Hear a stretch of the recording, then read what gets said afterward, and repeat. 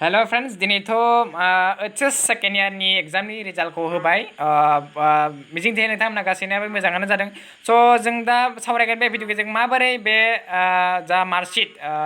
जों मोनोना मार्कशीट दा बेखौ माबोरै डाउनलड खालामनो थ' बेखौनो आं बे भिडिअखौ जों नोंथांमोनखौ मोजाङैनो बेखेवनानै फोरमायनानै होनो नागिरदों स' भिडिअखौ जोबजासिम नाय जाहाथे नोंथांमोना जाय बिथांमोना एचएस सेकेन्ड इयारनि एग्जाम होदों जाहाथे नोंथांमोना मार्कशीटखौ गोरलैयैनो गावनि मबाइलजोंनो डाउनलड खालामनानै लानो हायो थ' थुदोब्ला दिनैनि भिडिअखौ जागायदिनि थ' गिबियावनो जों मा क्रम ब्राउजाराव थांग्रोनांगोन क्रम ब्राउजाराव नोंथांमोना गावनि क्रम ब्राउजाराव थांग्रो थ' क्रम ब्राउजाराव थांनायनि उनाव बेवहाय लिरनांगोन मा ahsec.nic.in माने asec.nic.in बेवहाय दा बेखौ सार्च खालामदो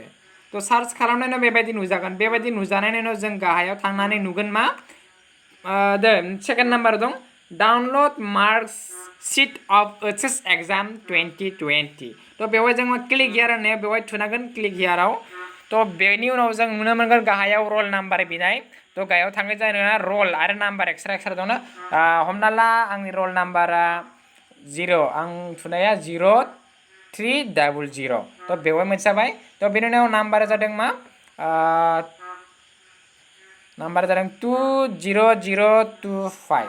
थ' बेखौ जेब्ला सार्च खालामो अब्लानो बे मार्कशीटआ नुजागोन नहय higher secondary science stream college listing दा एस स्कुल नेम एनिमल आरो 03 नाम्बार बायदि थ' बेनि उनाव मा नैबे डाउनलड रिजाल्टआव थुनांगोन डाउनलड रिजाल्टआव बेवहाय थुबानो थ' बेवहाय डाउनलड जाबाय थागोन बेवहाय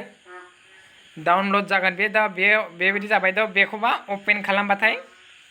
बेखौ बेवहाय नुनो मोननाय नङा थ' बेखौ बेवहाय नुनो मोननाय नङा थ' बेनि थाखायनो मा